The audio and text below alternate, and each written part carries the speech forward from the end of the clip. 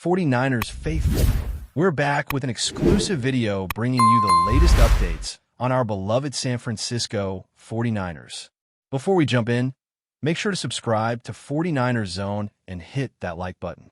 This way, you'll never miss any breaking news or exciting updates about the Niners. The rumor that started to circulate around the league hit like a shockwave, because when a name like George Kittle is involved, nothing feels small or ordinary.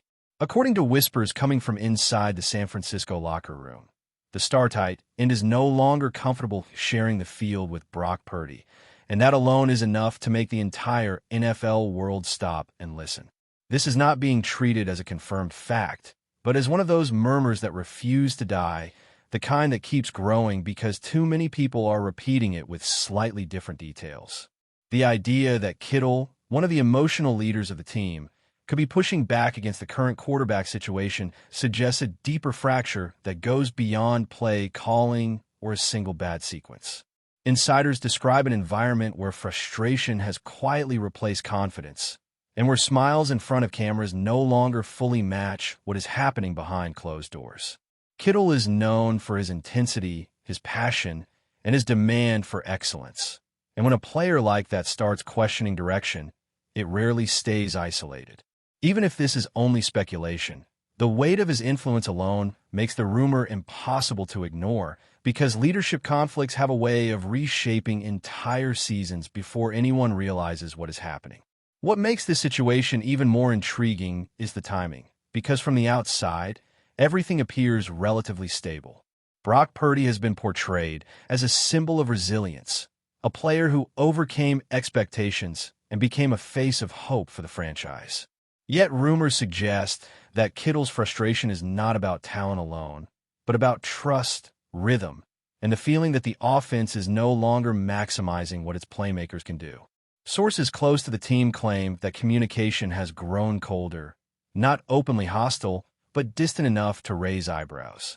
In a locker room built on chemistry, even subtle changes can be explosive.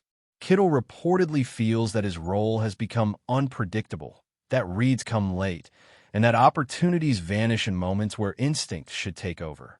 Whether fair or not, these perceptions matter because football is as much psychological as it is physical. When a veteran feels disconnected from the quarterback, it creates tension that coaches cannot always fix with meetings or speeches. This is how small cracks begin, quietly at first, then loudly once pressure arrives. Another layer to this rumor involves the broader leadership dynamic inside the team. George Kittle has always been more than just a tight end. He is a voice, a tone setter, someone younger players look toward when things get difficult.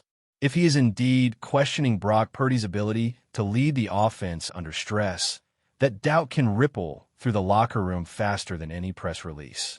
Speculation suggests that some teammates privately sympathize with Kittle, while others remain firmly behind Purdy, creating invisible sides that nobody wants to publicly acknowledge. This kind of division does not require shouting matches to be real. Sometimes it exists only in body language, in silence, in missed conversations after practice. Coaches may try to downplay it, but players feel it immediately.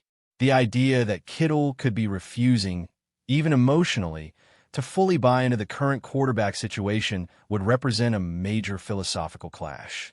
It would mean that the offense is no longer aligned in belief, and belief is often what separates contenders from teams that collapse under pressure. The rumor becomes even more dramatic when considering Kittle's competitive nature. He is not known as someone who quietly accepts situations he disagrees with. If he feels the offense is being limited, or that the quarterback is not seeing the field the way he expects, frustration can build quickly. Speculative reports suggest moments on the sideline where body language told a story words never did. A shake of the head, a delayed jog back to the huddle, a lack of eye contact. None of these prove anything on their own, but together they paint a picture that fuels the narrative. Fans are now dissecting every replay, every interaction, searching for confirmation of something that may or may not exist. That is how powerful a rumor becomes when it involves stars. The truth may be more nuanced, but perception often becomes reality in professional sports, especially when pressure and expectations are high. From a broader perspective, this situation raises questions about the long-term direction of the franchise. If George Kittle is truly uncomfortable with Brock Purdy as the face of the offense, then the issue is not simply personal chemistry, but philosophical alignment. Speculation suggests that Kittle wants a more aggressive identity, one that pushes defenses vertically and rewards physical dominance. If he feels the current approach is too conservative or predictable, that dissatisfaction could grow into something much larger. This is not about refusing to play in a literal sense, but about emotional investment. A player can be on the field and still feel disconnected from the vision. That is often the most dangerous kind of disconnect, because it does not show up on injury reports or depth charts, but it affects everything from preparation to execution. As the rumor continues to circulate, the silence from official sources only adds fuel to the fire. No strong denials, no clear explanations, just carefully chosen words that avoid the heart of the issue. In the world of professional football, that silence is often interpreted as confirmation, even when it should not be. Fans are left to connect dots. Analysts debate possible outcomes, and the narrative grows larger than the facts themselves. Whether George Kittle has truly reached a breaking point with Brock Purdy, or whether this is a misunderstanding amplified by pressure, one thing is certain. The perception of a crisis is now part of the conversation, and once that door opens, it rarely closes quietly. If this rumored tension between George Kittle and Brock Purdy continues to gain traction, the consequences could extend far beyond a single locker room disagreement. Speculation suggests that front office executives are already aware of the noise and understand how dangerous it can become if left unchecked. A franchise built to contend cannot afford uncertainty at the quarterback position, especially when one of its most respected veterans is at the center of the storm. Even if Kittle never publicly refuses to play, the mere idea that he is unhappy sends a message across the league. Other players watch closely how situations like this are handled, because it reveals how much influence stars truly have. If the organization appears to side strongly with the quarterback while dismissing Kittle's concerns, it could create resentment. On the other hand, questioning Purdy's role could destabilize the offense entirely. This delicate balance is what makes the rumors so fascinating and so dangerous at the same time. There is also the fan perspective, which cannot be ignored. Supporters of the team are now split, with some defending Brock Purdy as a proven leader and others siding with George Kittle's competitive instincts. Rumors thrive in this environment because emotion fills the gaps left by missing information. Every incomplete pass, every missed block, every stalled drive becomes evidence for one side or the other. This emotional polarization feeds the narrative of a team in crisis, even if the internal reality is more controlled. Yet perception shapes pressure, and pressure shapes decisions. Coaches may feel compelled to adjust schemes, not because they believe it is necessary, but because they want to calm the noise. That is how rumors begin to influence football decisions, subtly at first, then decisively.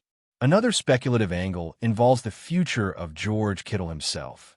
While no concrete discussions are known, whispers suggest that his frustration could eventually lead to conversations about long-term plans. Not demands, not ultimatums, but questions. Questions about offensive philosophy, leadership direction, and how his talents are best used. When a player of his stature starts asking those questions, organizations listen carefully.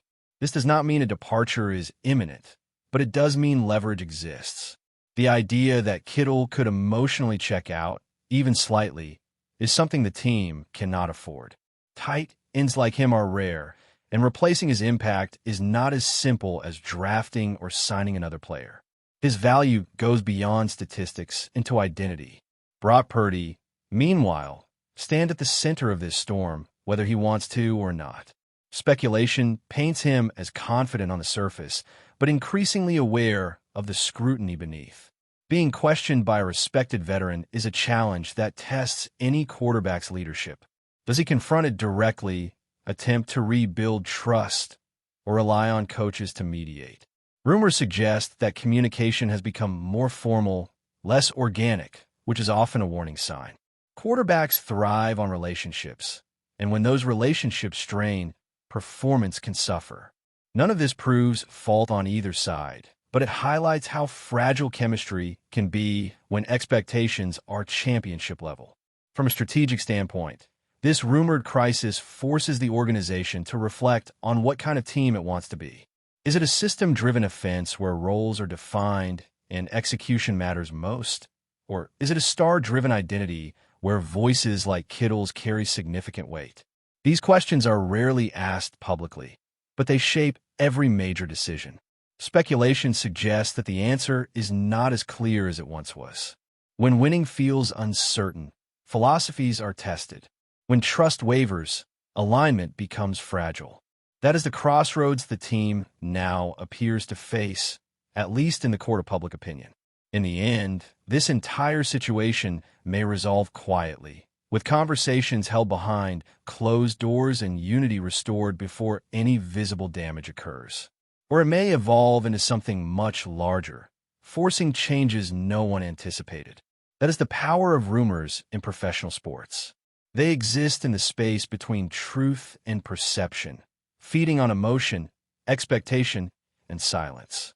Whether George Kittle truly refuses to play with Brock Purdy again, or whether this is a dramatic exaggeration, the fact that it feels believable to so many people says everything about the pressure surrounding this team. For now, the crisis lives in speculation, but speculation alone is sometimes enough to shake even the strongest foundations. The speculation does not stop there, because when a rumor like this gains momentum, it starts pulling in secondary stories that deepen the sense of instability. Some whispers suggest that this is not an isolated disagreement, but part of a broader frustration among veterans who feel the offense has drifted away from its original identity. George Kittle, in this narrative, becomes a symbol rather than a lone voice, representing a mindset that values physical dominance, unpredictability, and emotional fire. Rumors hint that meetings have become more rigid, less collaborative, and that creative freedom on the field feels restricted. Again, none of this is confirmed, but the consistency of these murmurs makes fans and analysts lean in closer. When players who thrive on instinct begin to feel boxed in by structure, friction is almost inevitable. The idea that Kittle's discomfort with Brock Purdy could actually be a proxy for deeper philosophical disagreements makes the story far more complex than a simple personal rift. It turns the situation into a debate about identity, evolution, and whether the team is still playing to its strengths or slowly drifting into something unfamiliar. But before we dive in, don't forget to subscribe to 49ers Zone and hit the like button on this video. Your support helps us keep bringing you the latest updates on the San Francisco 49ers. And don't forget to share your thoughts on the news in the comments below. Another intriguing layer of this rumor involves how silence is being interpreted by the public. The absence of strong, emotional rebuttals has allowed speculation to flourish unchecked. In modern sports culture, silence is rarely neutral. It is often read as avoidance or uncertainty. Fans dissect interviews frame by frame, tone by tone, searching for hidden meaning in carefully chosen words.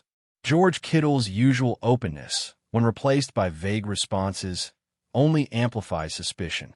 Brock Purdy's calm demeanor, once praised, is now questioned by some as detachment. This shift in perception shows how quickly narratives can flip when trust erodes. Even neutral actions are reinterpreted through the lens of crisis. The rumor thrives not because of explosive statements, but because of what is not being said.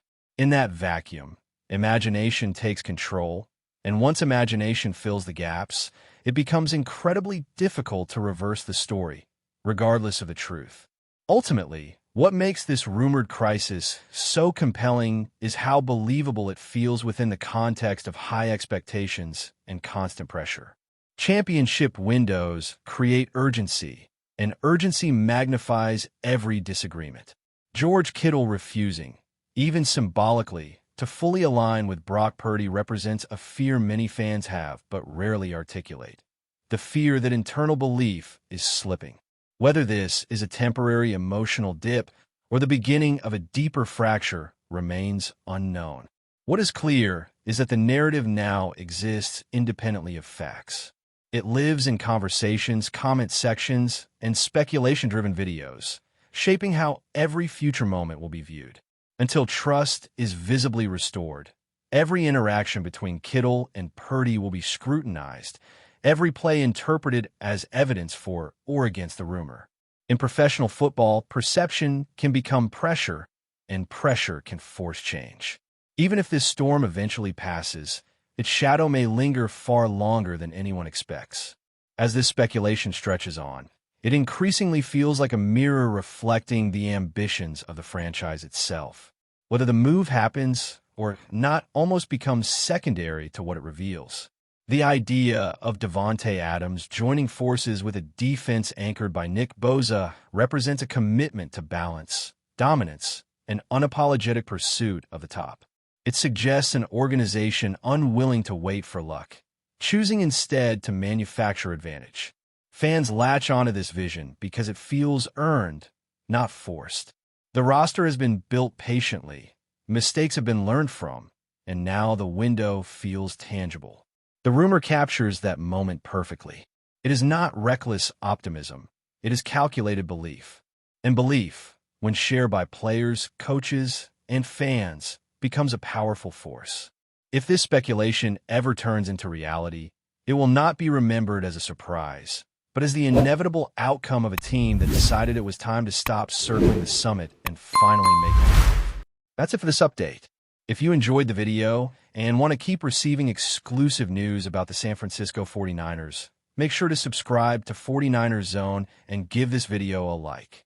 We always look forward to hearing your comments and opinions. See you in the next video.